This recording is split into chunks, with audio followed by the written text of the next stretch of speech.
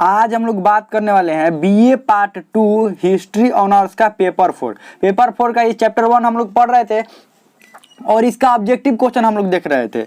Objective question में ये भाग 1 हम लोग बहुत अच्छा से पढ़ लिए थे, ये भाग 2 है, इसका भाग 2 है। और देखिए इसमें जो मोस्ट इंपॉर्टेंट ऑब्जेक्टिव क्वेश्चन है सिर्फ वही करवाया जा रहा है, ध्यान रखिएगा। और आज ये ऑब्जेक्टिव क्वेश्चन की क्लास खत्म हो जाएगा, उसके बाद इसका हम सब्जेक्टिव क्वेश्चन करवाएंगे। तो चलिए हम लोग शुरू करते हैं। सबसे पहला जो क्वेश्चन है, चीन में पुर्तगालियों का व्यापार मंडल के साथ प्रवेश कब हुआ? चीन में पुर्तगालियों को व्यापार मंडल के साथ प्रवेश कब हुआ? देखिए पुर्तगालियों का व्यापार मंडल में का प्रवेश कब हुआ चीन में? ये देखिए पुर्तगाली जब इधर से मार्को पोलो जब इधर से गया यूरोप में, तो यूरोप में बताया क्या बताया? देखिए सबसे पहले मार्को पोलो आया था। मार्को पोलो आया तो मार्को पोलो आकर यहाँ से देखकर सब कुछ गया, तो ये सब कुछ बताया। लेकिन उसके बाद फिर जो कनेक्शन है यूरोप से कट गया। उसके बाद फिर क्या हुआ? समुद्री रास्ता खोजते खोजते वास्को डी गामा पुर्तगाल से कहाँ पर पहुंचा? वास्को डी गामा पुर्तगाल से भारत पहुंचा। और भारत के बाद फिर कहाँ पहुंचा? 1514 में 1514 ईस्वी में कहां पर पहुंचा? ये पहुंचा चीन में। चीन में ये सब कुछ देखकर और अपने कहां पर जाकर ये बताया पुर्तगाल में कि देखिए चीन में ऐसा ऐसा बात है, वास्को डी गामा बताया। तो ये चीनी व्यापारी ये पुर्तगाली व्यापारी लालच में आकर कहां पर पहुंच गए? चीन में। और ये कब पहुंचे? व्यापारी मंडल के साथ कब पहुंचे थे? ये ऑप्शन ए है 1516, ऑप्शन बी है 1520, ऑप्शन सी है 1530 और ऑप्शन डी है 1517। तो ये 1517 ईस्वी में चीन में पुर्तगाली व्यापारी मंडल का प्रवेश हुआ था। और 1514 में कौन प्रवेश किया था? ये वास्को डी गामा था, ध्यान रखिएगा। वास्को डी गामा 1514 में था। और जो व्यापारी मंडल प्रवेश किया था इसमें पीरेज नाम का जो व्यापारी इसमें प्रमुख था, ध्यान रखिएगा। पुर्तगालियों के साथ जो था टॉमस पीरेज, इसी के नेतृत्व में टॉमस पीरेज के नेतृत्व में ध्यान रखिएगा पुर्तगाली व्यापारी मंडल आया था चीन। ध्यान रखिएगा पुर्तगाली व्यापारी मंडल का जो प्रमुख कौन था? टॉमस पीरेज था। चलिए आगे बढ़ते हैं। कहीं कहीं इसका नाम बीरेज भी रहता है, बीरेज और पीरेज बात एक ही है, ध्यान रखिएगा। चलिए आगे बढ़ते हैं। अगला क्वेश्चन क्या है? प्रथम अफीम युद्ध कब से कब तक हुआ था?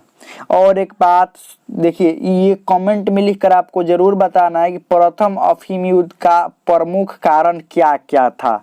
क्या कारण था प्रथम अफीम युद्ध का? परिणाम भी क्या था? कारण और परिणाम पूरा विस्तार से कमेंट में दोनों लिखना है, ध्यान रखिएगा। कारण और परिणाम जो है, परिमाण नहीं परिणाम जो है वो पूरा विस्तार से कमेंट में आप लोगों को लिखना है। और सभी लोगों को लिखना है कमेंट में प्रथम अफीम युद्ध का कारण और परिणाम दोनों लिखना है, क्योंकि बहुत अच्छा से हम पढ़ाएं। तो ऑप्शन क्या है? 1839 से 1842, ऑप्शन बी 1835 से 1845, ऑप्शन जो सी है 1844 से 1848 और ऑप्शन डी है 1846 से 1852। इसको प्रथम अफीम युद्ध को आंग्ला चीन युद्ध भी बोलते हैं। आंग्ला मतलब अंग्रेजों के साथ ये युद्ध हुआ था, ध्यान रखिएगा। अगर आंग्ला चीन युद्ध आ जाए तो इसी को कहते हैं प्रथम आंग्ला चीन युद्ध, भी इसी को कहते हैं, ध्यान रखिएगा।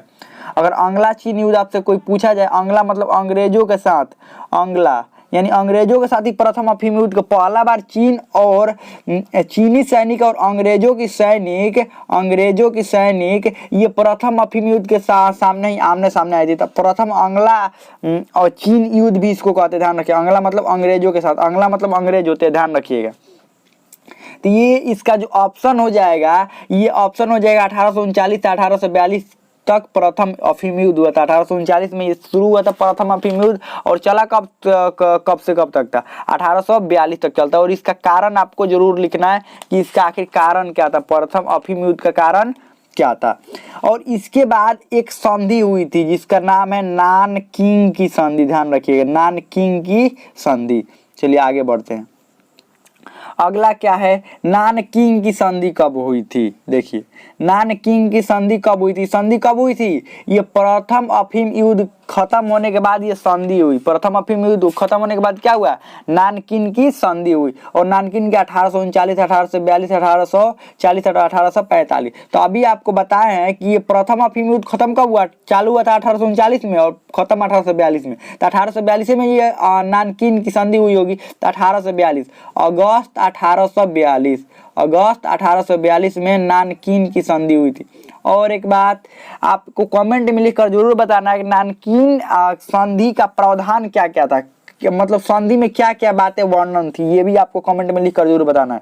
बहुत सारे बच्चे कमेंट में नहीं आंसर बताते, हम जो क्वेश्चन आप लोगों से पूछते हैं उसका आंसर जरूर कमेंट में आप बताइए। तो चलिए आगे बढ़ते हैं हम लोग। हाँ, और इसका नोट्स बनाते रहिए। बहुत सारे बच्चे नोट्स हमसे मांगते हैं, हम नोट्स कहाँ से दे जी, आप एक बात समझिए, हम नोट्स कहाँ से दें, हम आपको तो पढ़ाएंगे ना जी, तो आप ना नोट्स बनाएंगे। अब नोट्स टीचर से मांगने लगेंगे, सर आप नोट्स दे दीजिए, हम कहाँ से नोट्स देंगे, नोट्स आपको खुद बनाना होता है और नोट्स हमसे मांगते हैं कि नोट्स दे दीजिए। नोट्स आपको बनाना होगा ना, नोट्स खुद से बनाएंगे, क्योंकि दूसरे का नोट्स समझ जाएंगे, दूसरे का नोट्स आप समझ पाएंगे नहीं समझ पाएंगे, नोट्स अपने अनुसार बनाया जाता है ना। चलिए आगे बढ़ते हैं।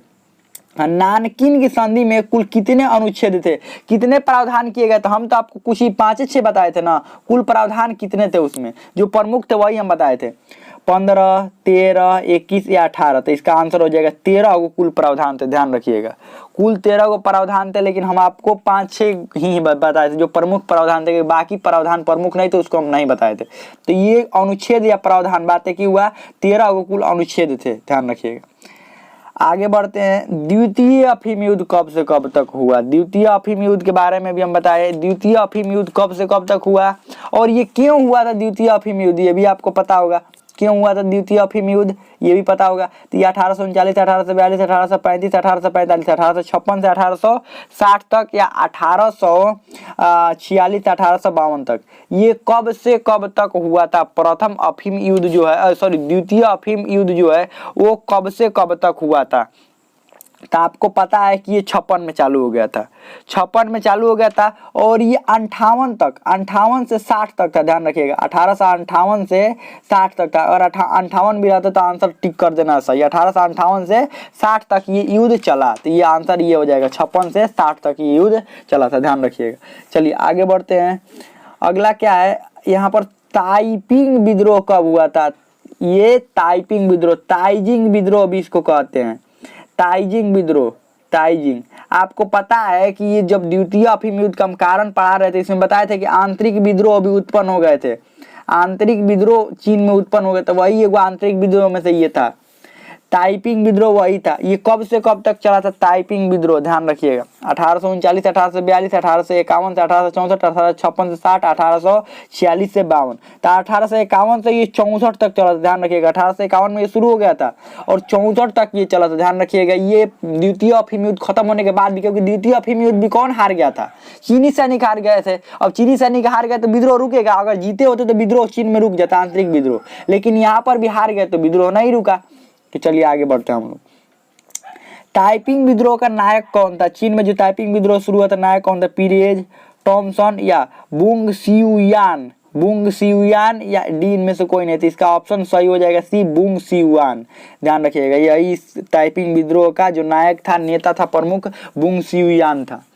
आगे बढ़ते हैं। अगला क्वेश्चन क्या है, पीकिंग की संधि कब हुई थी। पहले पीकिंग की संधि के बारे में समझिए, हुआ कब था पीकिंग की संधि। द्वितीय अफीम युद्ध खत्म हुआ था, पीकिंग की संधि हुई।